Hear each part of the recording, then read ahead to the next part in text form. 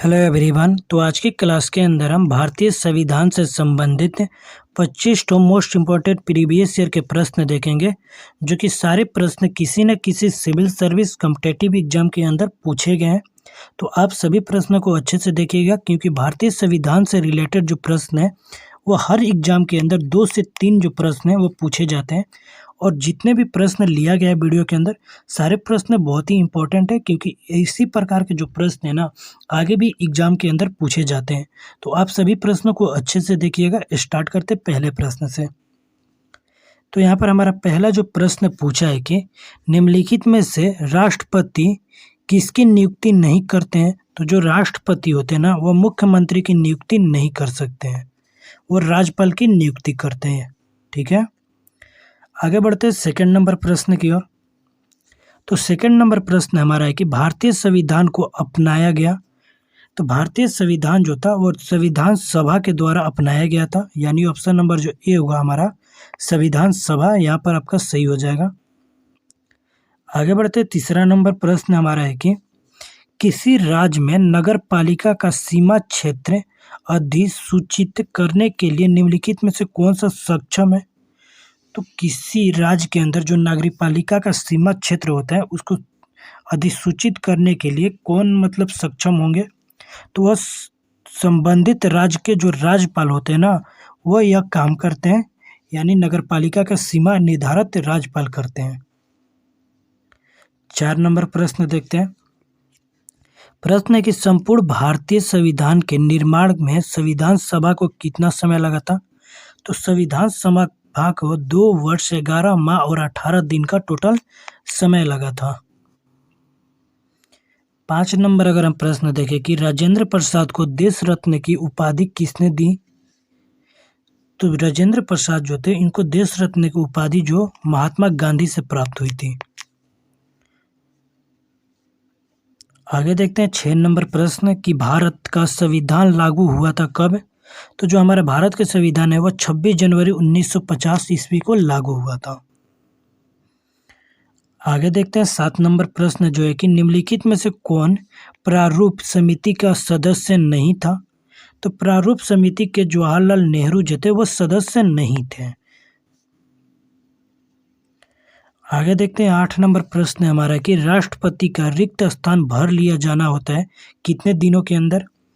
तो 6 महीने के अंदर में राष्ट्रपति का जो रिक्त स्थान, यानी जो राष्ट्रपति का खाली स्थान होता है उसको भरना आवश्यक होता है।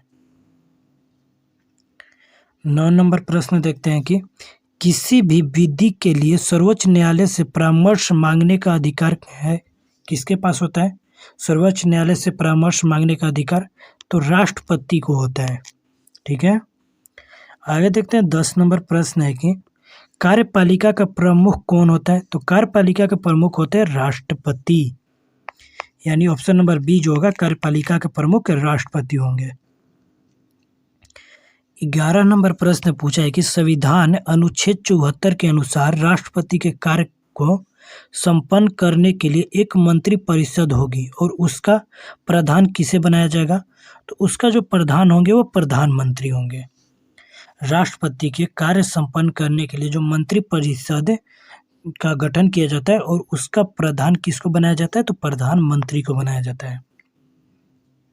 आगे देखते हैं 12 नंबर प्रश्न कि भारत में लोकसभा किसका प्रतिनिधित्व करता है।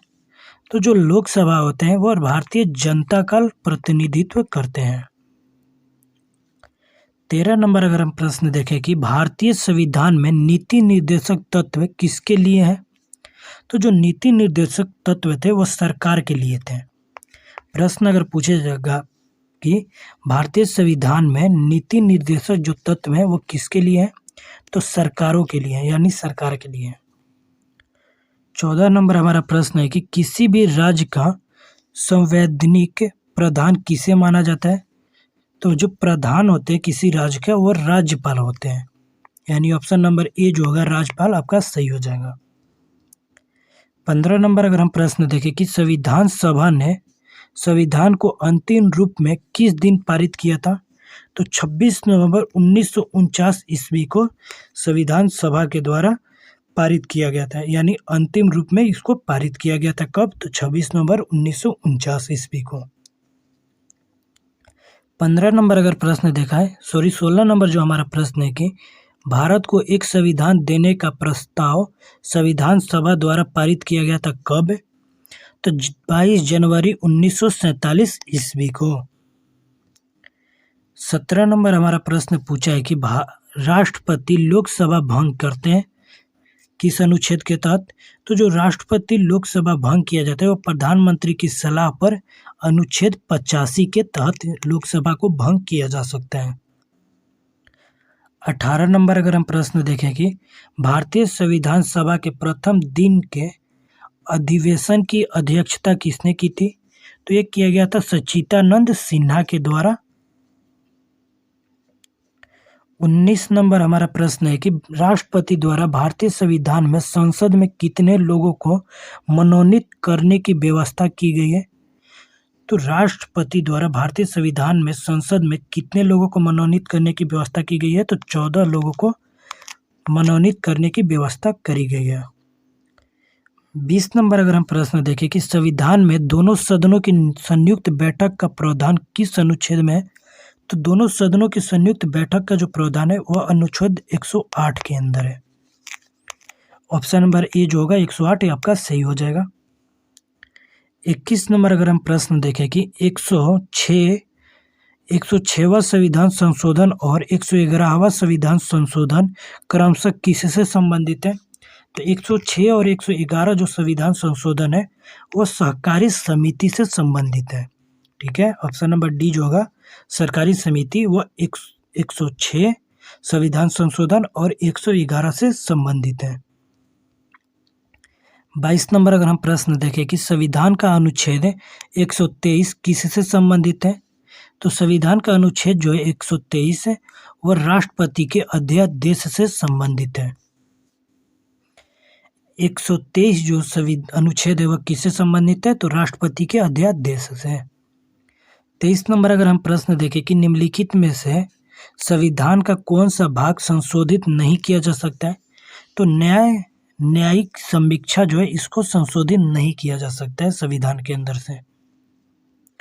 24 नंबर अगर हम प्रश्न देखें कि भारतीय संविधान की 6ठी अनुसूची किन 4 राज्यों में अनुसूचित क्षेत्रों और अनुसूचित जनजातियों के प्रशासन और नियंत्रण से संबंधित है? तो यह असम, मेघालय, त्रिपुरा, मिजोरम जो यह 4 राज्य हैं इनके अनुसूचित क्षेत्रों और अनुसूचित जनजातियों के प्रशासन को नियंत्रण से संबंधित है। कौन कौन से राज्य? तो असम, मेघालय, त्रिपुरा, मिजोरम। लास्ट नंबर हमारा प्रश्न है कि भारत का संविधान भारत के सुप्रीम कोर्ट को केंद्र और राज्य के बीच विवादों का निर्णय किस क्षेत्र के तहत लेने का अधिकार देता है? तो वास्तविक न्यायाधीश के जो क्षेत्र है उसके तहत जो भारतीय संविधान सभा का जो सुप्रीम कोर्ट है और केंद्र राज्य के बीच के विवाद जो होते हैं उनका निर्णय ले सकता है। ठीक है, ऐसे ही और इम्पोर्टेंट वीडियो और इम्पोर्टेंट टॉपिक के लिए आप हमारे VIP एग्जाम YT चैनल के साथ जुड़ जाइएगा। आप हमारे चैनल के साथ जुड़ जाइए। वीडियो पसंद आया तो वीडियो को लाइक कर दीजिएगा, साथ में चैनल को सब्सक्राइब करिएगा।